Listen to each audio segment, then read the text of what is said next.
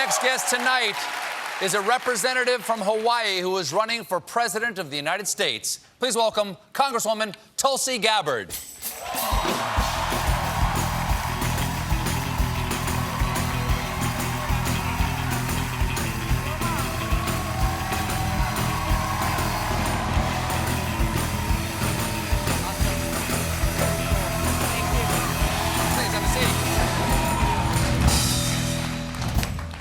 Now, for those of you who don't know you, who are you?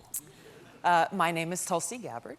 I grew up in Hawaii, and I represent Hawaii now in Congress for over 6 years. I'm a soldier. I serve in the Army National Guard, currently a major. I've deployed twice to the Middle East, and in Congress served on the Armed Services, Foreign Affairs, and served on the Homeland Security Committee throughout the time that I've been there. From a young age, I grew to understand how important service is. Understanding that as long as we try to live our lives in a way that has a positive impact on other people, then we can really be happy. So that's what I've tried to do throughout my life. And how long have you been a Congresswoman?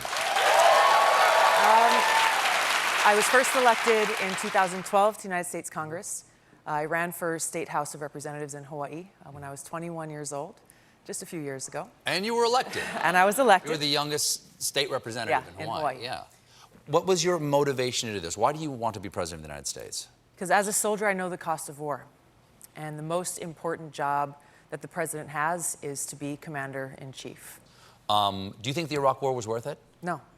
Do you think that our...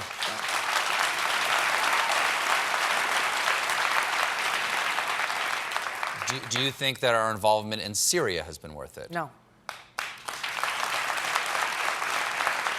Do you believe that ISIS could have been defeated without our involvement and our support of the local troops there? There are two things we need to address in Syria. One is a regime change war that was first launched by the United States in 2011, covertly led by the CIA. That is a regime change war that has continued over the years, that has increased the suffering of the Syrian people and strengthened terrorist groups like Al-Qaeda and ISIS, because the CIA was using American taxpayer dollars to provide arms and training equipment to these terrorist groups to get them to overthrow the government. So that is a regime change war that we should not have been waging. So, but if there is someone like Bashar al-Assad who gasses his own people or who engages in war crimes against his own people, should the United States not be involved? The United States should not be intervening to overthrow these dictators and these regimes that we don't like Assad, like Saddam Hussein, like Gaddafi, and like Kim Jong-un. There are bad people in the world, but history has shown us that every time the United States goes in and topples these dictators we don't like, trying to act as the world's police, we end up increasing the suffering of the people in these countries. We end up causing loss of life, both American lives and the lives of people in these countries. We end up undermining our own security. What to speak of the trillions of dollars of taxpayer money that's spent on these wars that we need to be using right here at home. I would agree.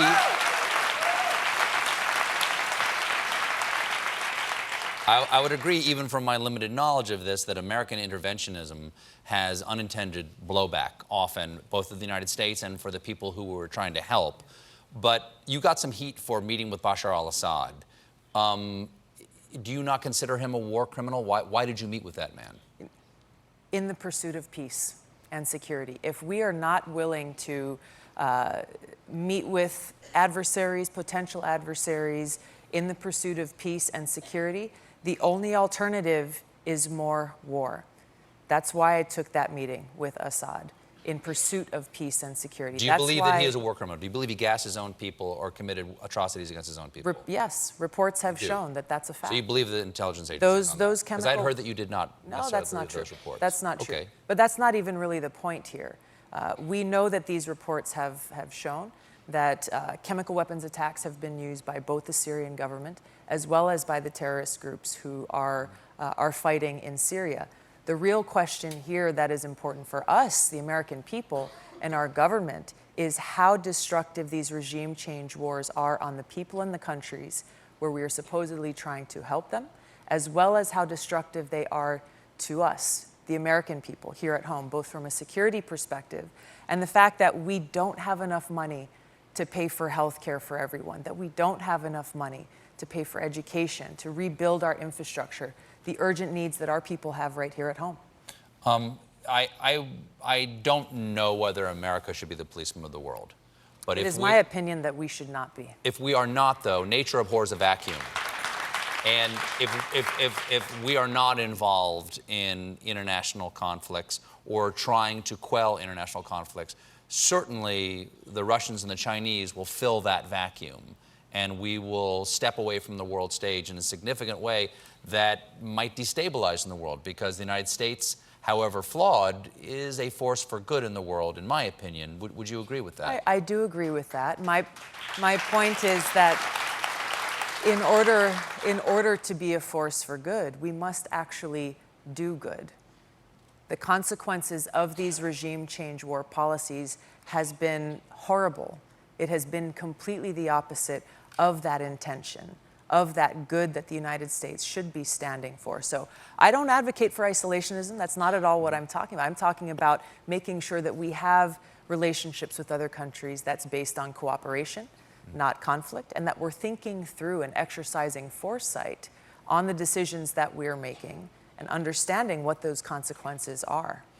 You've gotten some fans in the Trump supporter world. David Duke, Steve Bannon, and Matt Gaetz, is that his name? Matt Gaetz? What do you make of how much they like you? You should ask them. Look, I have denounced strongly, time and again, the white nationalist views of David Duke and the racist and bigoted views of people who are fomenting hatred and even violence. This is unacceptable and something that we should all stand up and condemn. Last question, because we've got to go here. How many lessons will it take John and I to learn how to surf? Well, have you been before? I've never surfed. We'll get you on a big old board, and we'll get you on a wave the first day. I'm not going to say the first try, but I think the first day we can do it. All right. I'll see you in Hawaii. Thank you so much. Thank you so much. Nice to see you. Congresswoman Tulsi Gabbard, everybody. We'll be right back with a performance by Ellie Gould.